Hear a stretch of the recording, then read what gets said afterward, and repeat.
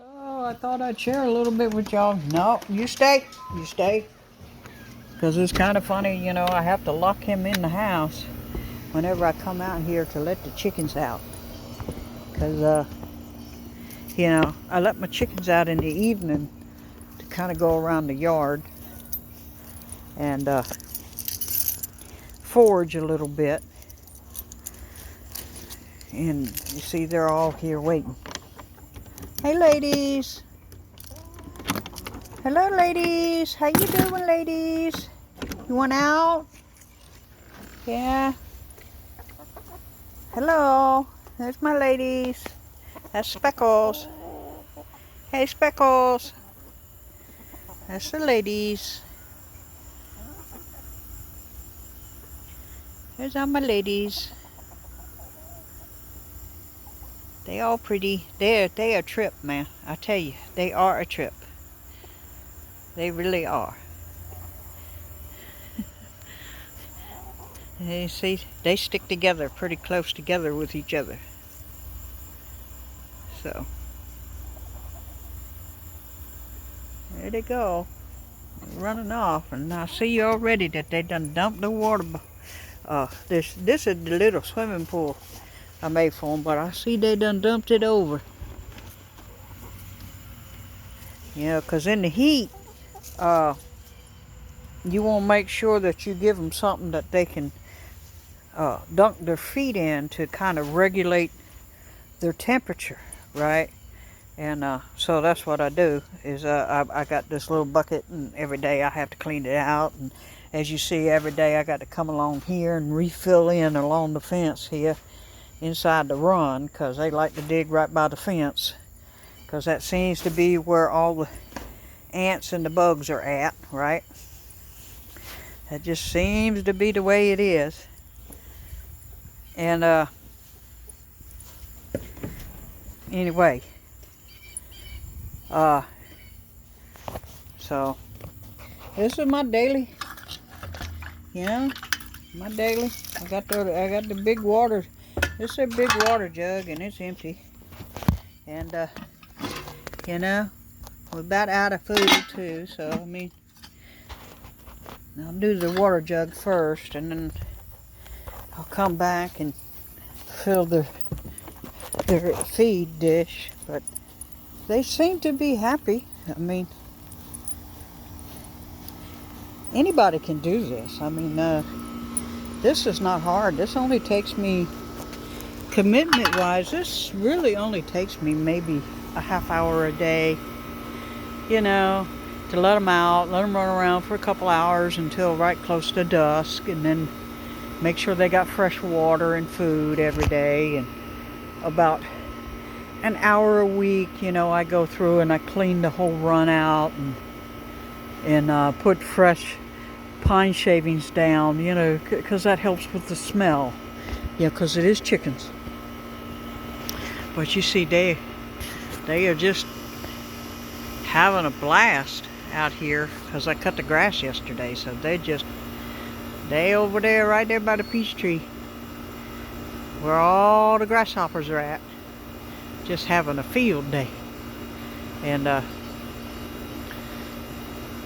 they seem to get along pretty well out here in the little bit of a yard that I have, and they happy. They don't go nowhere.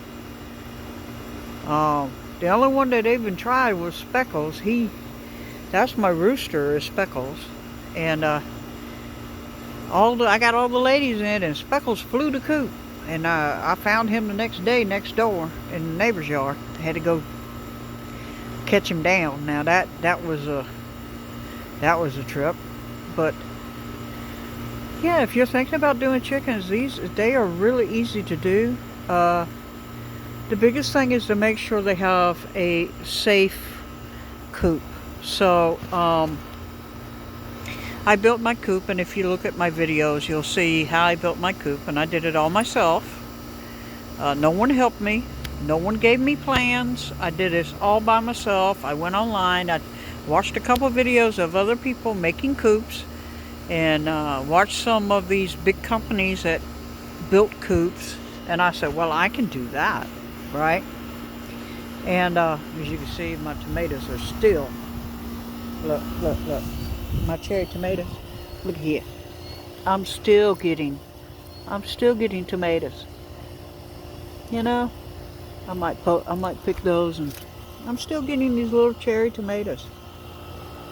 Still prolific. But they're starting to die back now, as you can see. Some of them are starting to die back. Some of them are still, it's still flowering, still producing. You know, my lettuce, it's gone to seed and has pretty much, it's died off, you know. So it's gone to seed. So I'm hoping that right around here, I'll have some good wild lettuce right around in this area. And that's what I wanted, so that's why I put this here. And my basil is doing really well. My basil right now is going to seed. And it's going to seed. This is my basil. And it's all going to seed. And, you know, I come in here and clip a couple leaves here and there, and I got to get in here and water. You see how the leaves are starting to droop just a little bit. It needs a little bit of water.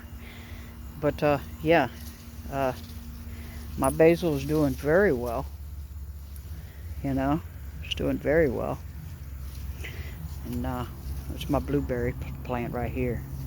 You see, I got a whole bunch of fresh new stems coming up on that one. And this one's starting to try and come back. I don't know. I don't know if it is or not. Don't know if it's gonna make it or not. We'll see. I mean, we'll see what it does, you know. So, if you didn't know, with the blueberries, you got to have two different types of blueberry plants. So, that's what I have for you today. I just wanted to share. If you wanted to get chickens, they're real easy to do. And I got to get my chickens watered here. Was that a... Okay, yeah. See that dripping? That's coming out of the air conditioner. So I got to get up in the attic and get that dried out up there, because obviously it's clogged up. So that's, you know, so something that you always got to pay attention to is little things in your homestead, you know. And you can homestead even on, like here, this is just 1/3 of an acre. So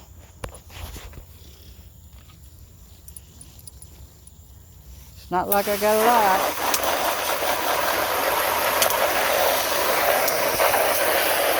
Look at all that dirt.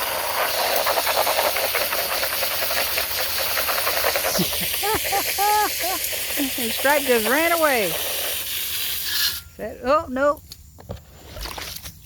Better not do that. They are so drama-filled, I tell you what. Drama-filled. Yes, you are. You are drama-filled. Okay. We're going to let them go. I'll talk at y'all later. Bicycle.